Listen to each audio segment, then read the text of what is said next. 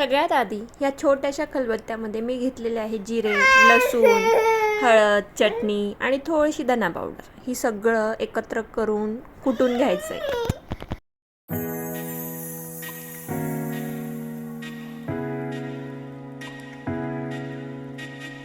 हे सगळं एकत्र एकजीव कुटून घ्यायचं आहे. त्याला तेल सुटतं आणि ते सगळं एकजीव होतं.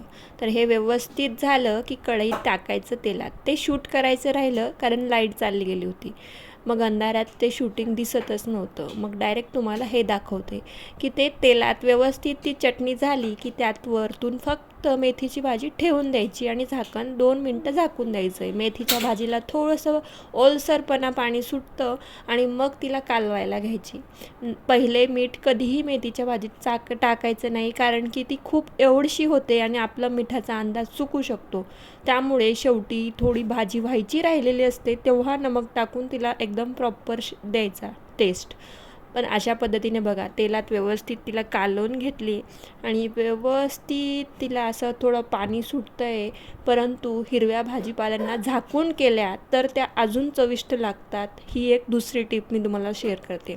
तुम्ही भाजी बघू शकता अगदी व्यवस्थित आणि खूप चविष्ट झाली आहे. तुम्ही ही भाजी केली आणि खाल्ली तर नक्की कमेंट करून सांगा बरं का कशी झाली.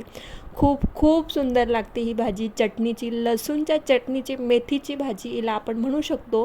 त्याचबरोबर इथे नमक घालू शकतो चवीनुसार आणि त्यानंतर 2 मिनटं झाकून किंवा असंच मोकळ्यातही शिजवून घेतली तरी चालेल.